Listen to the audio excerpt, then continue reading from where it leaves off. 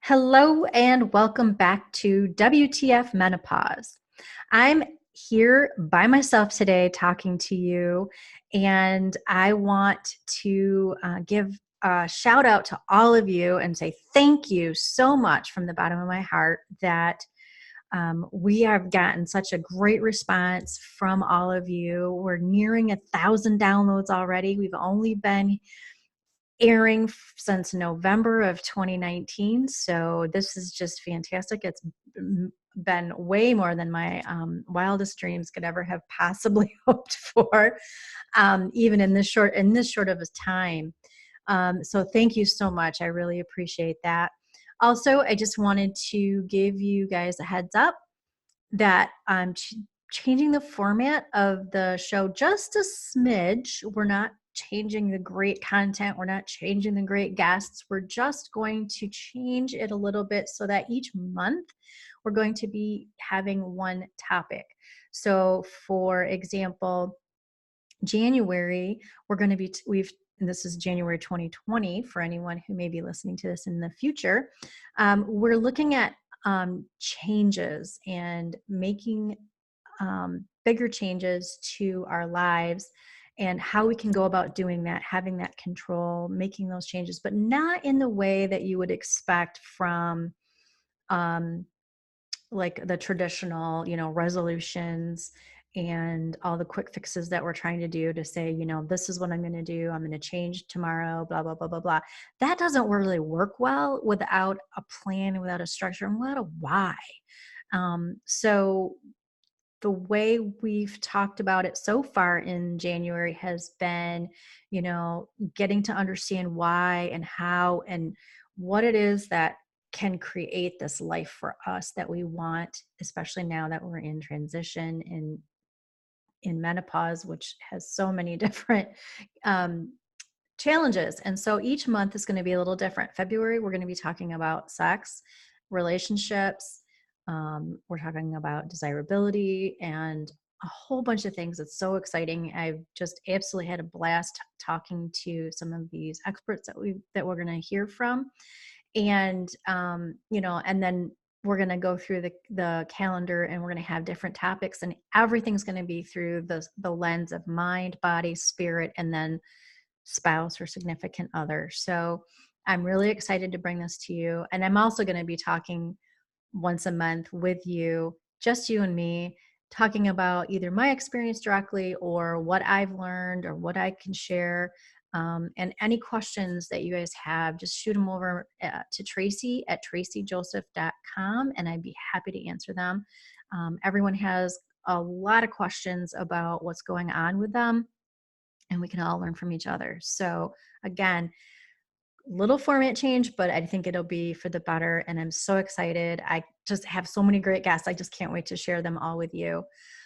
So like I said, this month, we're talking about change. We're talking about making these deep, deep changes. And the topic that I want to speak to you about is being unapologetically you.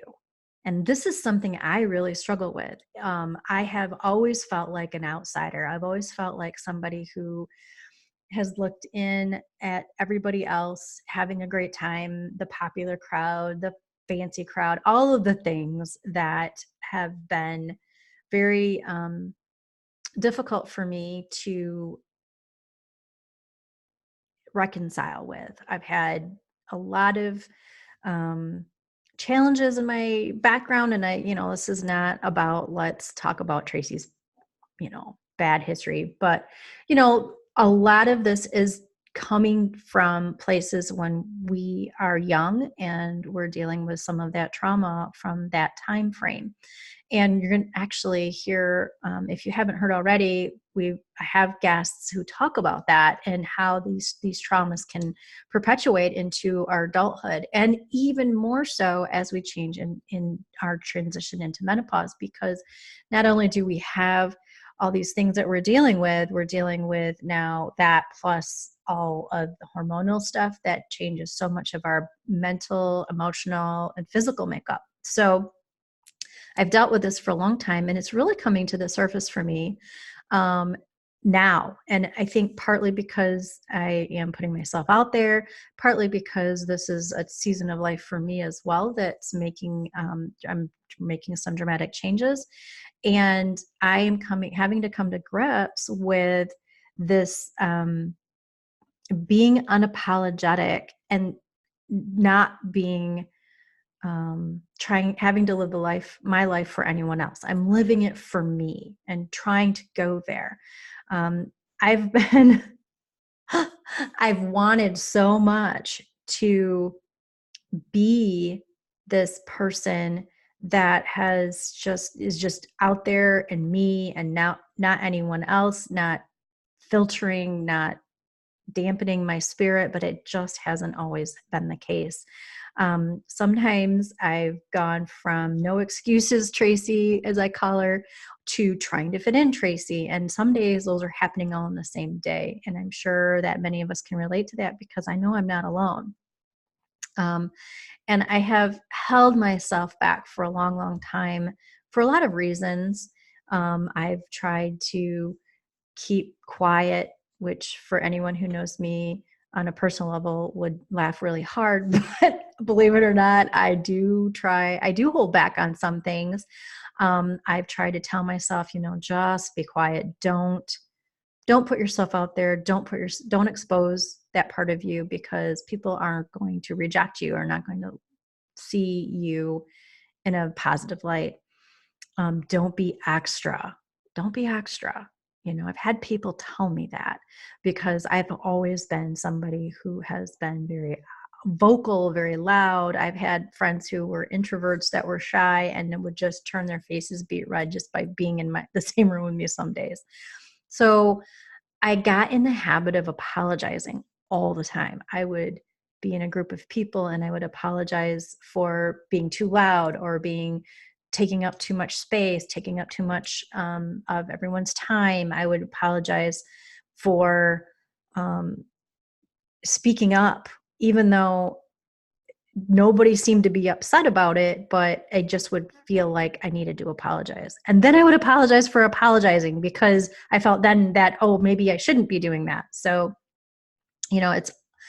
it's crazy to have this kind of back and forth thing sometimes. And I know many of us struggle with that. And I think that one of the things that really comes forward when we're dealing with all these changes is that we're starting to not only feel like, we're out of control, but we're also, as we're going through this, we're like, is this the person I really want to be?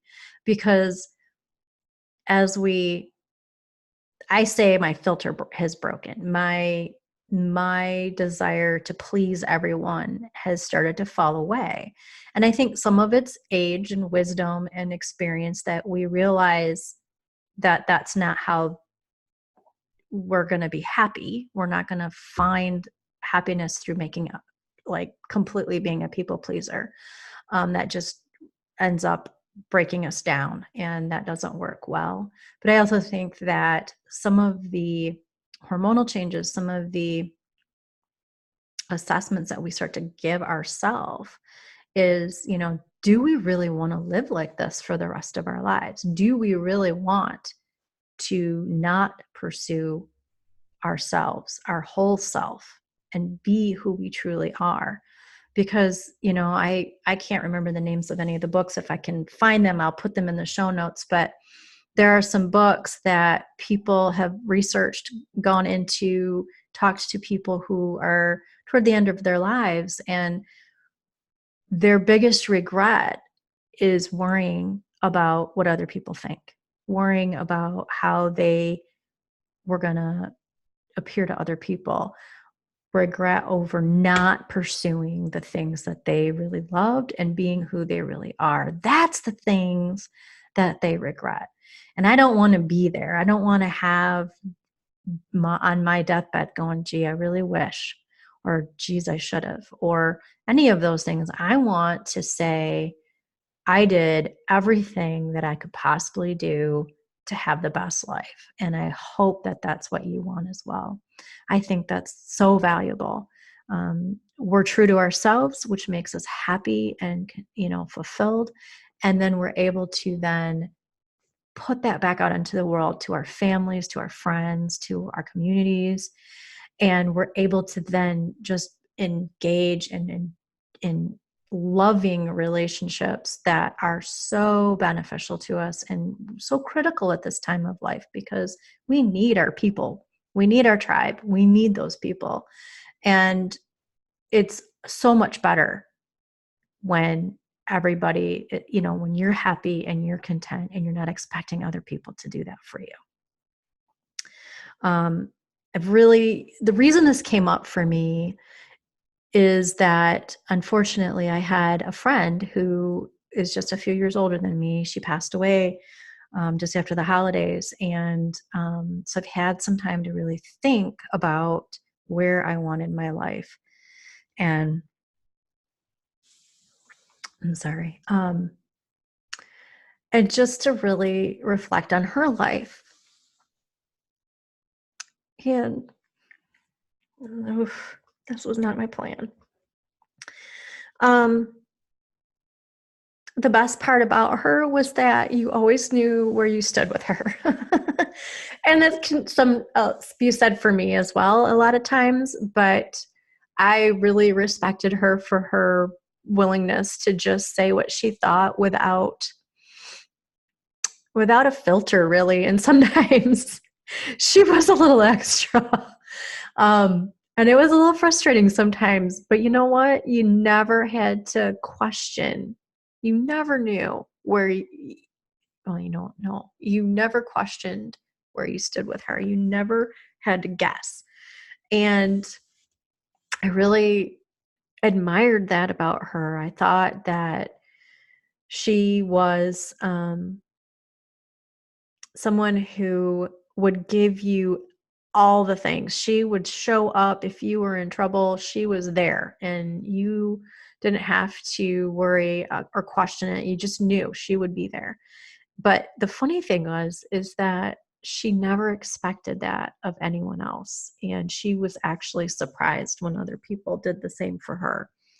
In her funeral, it was standing room only. And her brother who spoke said, she would have never believed that this was the case. She would have asked, what were you guys all doing here and wasting your time? So,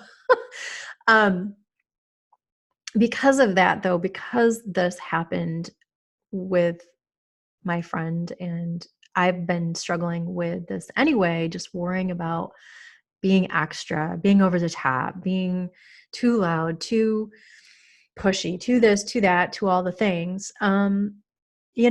It really brought it into focus. We have a finite amount of time. And what do you want to do with that time? And do you really want to hide who you really are so that someone else cannot be angry or upset or feel that you're extra or feel that you're, and half the time they're not even going to be that way. They're just not even paying attention. But it just really is something that I feel like this is going to be what my year is. I am going to be unapologetic, and I'm not going to be rude or nasty or mean, but I think and there's definitely ways to say things that are not in creating problems, but having that feeling of, I'm doing it and I'm not going to apologize for it, and I'm not going to feel bad, because this is me and my feelings and the way I want to live.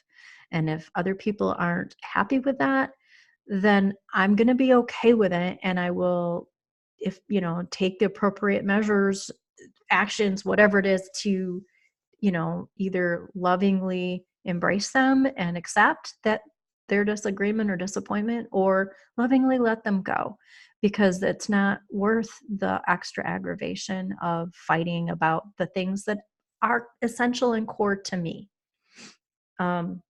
So I encourage you to sit down and really think about the things that make you you, and become unapologetic about it, and be you to the fullest extent possible. Live full out. Don't be someone who sits on their deathbed or lays on their deathbed, I suppose, and really regrets anything. I mean, the worst thing in the world, I think, is regret, and regretting not the things that we have not done out of fear is probably the worst thing that could possibly happen when we're looking back at the end of our life.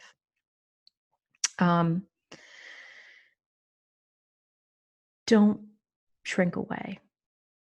Move forward. Go out with boldness and courage. And if you have a concern about having those everyday courage, I recommend that reading anything by Brene Brown, and I'll link her page to the show notes. Anything by Brene Brown. If you've not heard of her, she's an amazing woman who talks about vulnerability, and she's really good about talking about courage. And then I'm listening again to Mel Robbins and her 5-second rule book. And I really like the audio version because she's reads it and it's her personality, and it's just really, really engaging and easy to get through. And she talks about little acts of everyday courage to get you where you want to be. And it doesn't have to be these great, huge, massive leaps. It can be very small, everyday decisions. And in fact, those are the ones that matter. So definitely check her out. Check out the book if you need some help, just kind of getting some ideas and how to get forward. And,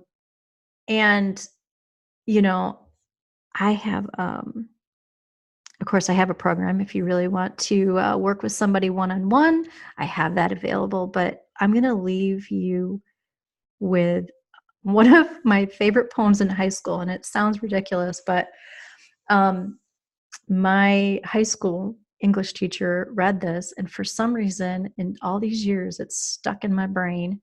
And I think it's because I admired the concept of being unapologetic, and even then I recognized that I wasn't there, and I really was like looking at the future. Okay, when I'm there, I can do these things. And so this popped into my mind when I was writing up this episode, and so I want to share it with you if you haven't heard of it before.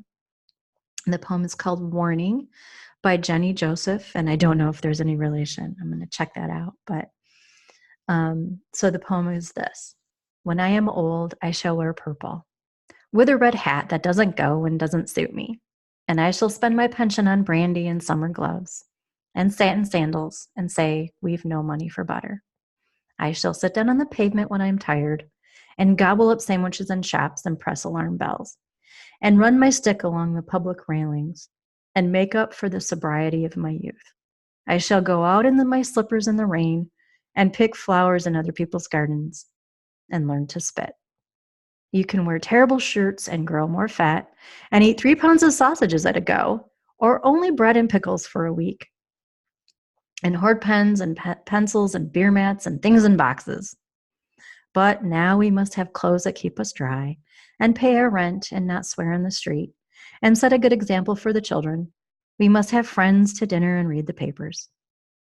But maybe I ought to practice a little now. So people who know me are not too shocked and surprised when suddenly I am old and start to wear purple. Thank you again for listening. I really appreciate you guys taking the time out and hearing what I have to say, and just being here and being part of the community.